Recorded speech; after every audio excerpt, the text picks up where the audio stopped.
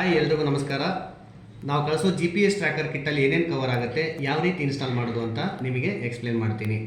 ಈ GPS device ಯಾವುದೇ ವೆಹಿಕಲ್ಗೆ ನೀವು ಯೂಸ್ ಮಾಡ್ಬೋದು, ಅದು 2 ವೀಲರ್ ಇರಲಿ ಅಥವಾ 4 ವೀಲರ್ ಇರಲಿ. ಓಕೆ, ಇದು GPS ಡಿವೈಸು, ಇದ್ರ ಜೊತೆಗೆ ಬಂದಿರುವಂಥ ವೈರು. ಈ GPS ಡಿವೈಸಲ್ಲಿ ನಾವು 1 ವರ್ಷದ Airtel data SIM already recharge ಮಾಡಿರ್ತೀವಿ. ನಿಮಗೆ 1 ವರ್ಷದ ಅಪ್ಲಿಕೇಶನ್ ಕೂಡ ಸಿಗುತ್ತೆ, ಮತ್ತು ಕಂಪ್ಯೂಟರ್ ಲಾಗಿನ್, ವೆಬ್ ಲಾಗಿನ್ ಕೂಡ ನೀವು ಮಾಡ್ಕೋಬೋದು.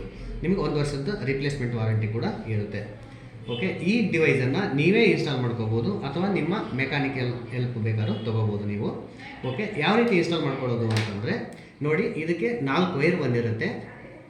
Red, orange, yellow, black. Okay, red direct supply ಕೊಡಬೇಕು, ಬ್ಲ್ಯಾಕನ್ನು ಗ್ರೌಂಡ್ ಮಾಡಬೇಕು ಅಥವಾ ನೆಗೆಟಿವ್ ಕೊಡಬೇಕು. ಇದು ಬಂದುಬಿಟ್ಟು ಆರೆಂಜ್ ವೈರು ACC ಇಗ್ನಿಷನಿಗೆ ಕೊಡಬೇಕು. ಯೆಲ್ಲೋ ವೈರು ರಿಲೇಗೆ ಬರುತ್ತೆ. ಆಲ್ಮೋಸ್ಟ್ ನಾವು ರಿಲೇ ಯೂಸ್ ಮಾಡಲ್ಲ, ಇದನ್ನು ಬೇಕಾಗಿಲ್ಲ, ಡಮ್ಮಿ ಮಾಡಿಬಿಡಿ. ಓಕೆ, ಒಂದ್ಸಲ ನೀವೆಲ್ಲ ಕನೆಕ್ಟ್ ಮಾಡಿ ವೈರಿಂಗ್ ಮಾಡಿದ ಮೇಲೆ ಇಲ್ಲಿ ಒಂದು ಕನೆಕ್ಟರ್ ಬರುತ್ತಲ್ವ, ಇದನ್ನು ಕನೆಕ್ಟ್ ಮಾಡಿ